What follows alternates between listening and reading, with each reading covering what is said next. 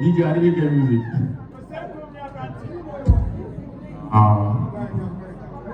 If you look at me, you think I'm the one who funded the awards.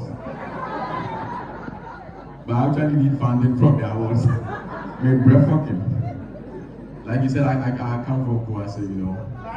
Yeah, everything in Kumasi is different. I remember when they were debating the LGBT thing in Parliament when it came fresh. And you know the people who they interview people for viral movement, they interview people by the roadside. And they went to Bantama to interview people about the topic of LGBT. And then Oman will be asked some old man be at Bantama. They asked the man, what is the full meaning of LGBT? He didn't know. It was like, LGBT, Menim. Menim, dear, I mean, I should say, Tino, no. And then ask another guy that what is the full meaning of LGBT. The guy, he knew that the LGBT, this is when it had come first and they were debating it. He thought it was one word, he started to pronounce. I said LGBTQ, LGBTQ. So wait a minute. Oh, Kumasi is an interesting place. Being a comedian in Ghana is hard, but it's harder when you are from Kumasi. And you want to explain it to your father. I started doing comedy on campus at K University. I was hiding it from my parents. And then someone told my father that I'm a comedian. So my father called me to, he asked me that, hey, all fascinating. I said, what I say, you're comedy. I'm saying, damn, part of your comedy. Say, who free and saying, so that might be 2 years. Hey! It's a minute if you're in, what do you mean? So I'm trying to explain to my mother, oh, comedy needs to be like stand up. This is contemporary, it's modern, it's different. In our time, it's like anything about 2020, like that is modern. We call it stand-up comedy. Myself.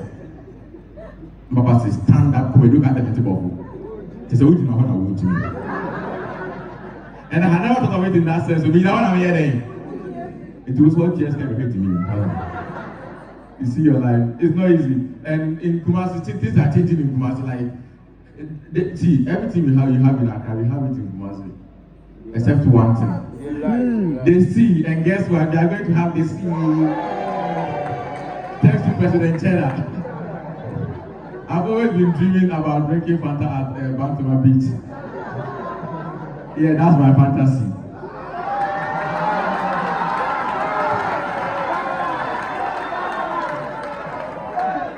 I'm too deep for this stage. Actually, yeah. Kumasi is a different place.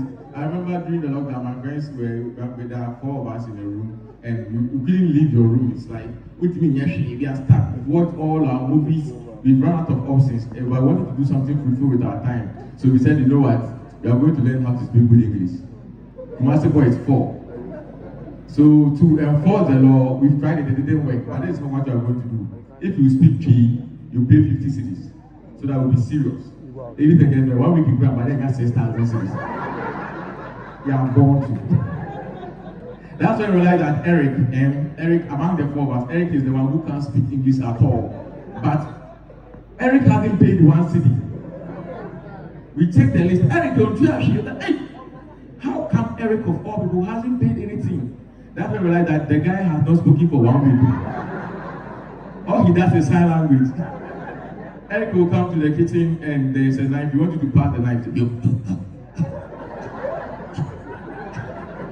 I said, Eric, I don't know the sign language, but this is not the sign for knife. So we change the laws. We're like, no more sign language. Everyone must speak. The next 1 week, we had raised a cumulative amount of 10,000 Ghana cedis. We check the list again. Eric hasn't paid anything. Like, hey, how come Eric of all people hasn't paid? But he has been speaking to us too. So what is happening? Now I realize that the only word, he says only one word for every situation. And the word he says is, hey. It doesn't matter the situation, hey. We have one fridge and then Eric will put his Don Simon in the fridge. When you approach the fridge, he thinks you want to take his drink. You will understand. In this case, hey means what? Hey, Eric. Tell Eric is a legend. So, oh, you are sleeping. Tell Eric that, oh, Eric, wake me up at 7 o'clock. What happened? Oh, sorry, I will say the time is what? 7 o'clock. So, yeah, we wanted to get him to pay something. So all the three of us ganged against him. But then, so two of us are saying, we were trying to say that hey is not an English word. Hey is tree. So that he will pay. So we were debating among ourselves that hey, first of all, is hey an English word or a tree word? Hey, a tree, before I say tree. We were arguing, we couldn't come to a consensus, so we called our neighbor. Two of us are saying it's English, the other two we are saying it's tree. So we call our neighbor Madwa. Ladies and gentlemen, spoiler alert, Madwa about 10 years. Madwa, we are doing that because it's a lady, she knew she that. We call her and say, Madwa, we are arguing among ourselves that we want to know whether hey is a tree word or an English word. Madwa say, hey.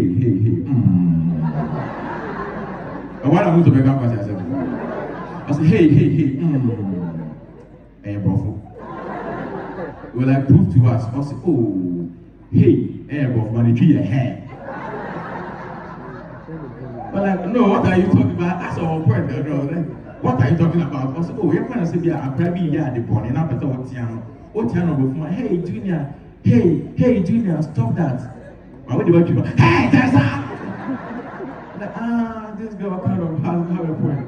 So we asked Eric that, no, Eric, what my advice is, we are not sure. So Eric proved to us whether hey is an English word or a tree word. Eric said that, hey, nothing hey there, bro. Can't you see that the sun is shining? But like him, so with the sun is shining, so what? He said, there's a proverb that says that make hay when the sun shines. I'm waiting for everyone to get it. OB Amponsah always say, or yeah, refuse. Hey, make hay when the sun. Hey. Bro. So fast forward, I told my father that I'm a comedian. My father told me that and I'm into me. Last year, November, I had a gig in Nairobi, Kenya, right? I went and performed in Nairobi. I thought that's where you go club. And if I'm on the crowd, I'm going to Jimmy, I'm going to Nairobi, I just want to buy. So I told my father that I'm about to travel, so I'm going to do a gig in Nairobi. And my father and I, they're comedy no one on Nairobi in the air then. So I showed him the email. My father saw the amount they were paying me. He said, hey, $1,500. And this is an amazing. I said, roughly 18,000 Ghana cedis. He said, Kumasi man, still. He wanted to go see this. This is an amazing. They say, 180 million. I say, hey, 180 million! Can't you almost say you're better?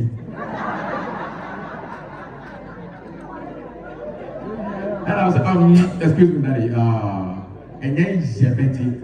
And you make magic. But I said 2016, they can't you say, look at the video, I want to wear there.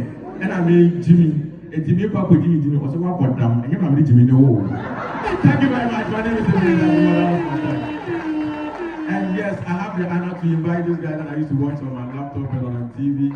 I'm privileged to perform alongside him tonight. Ladies and gentlemen, one of the finest comedians we have in Ghana. Let's welcome OB Amponsah. So many things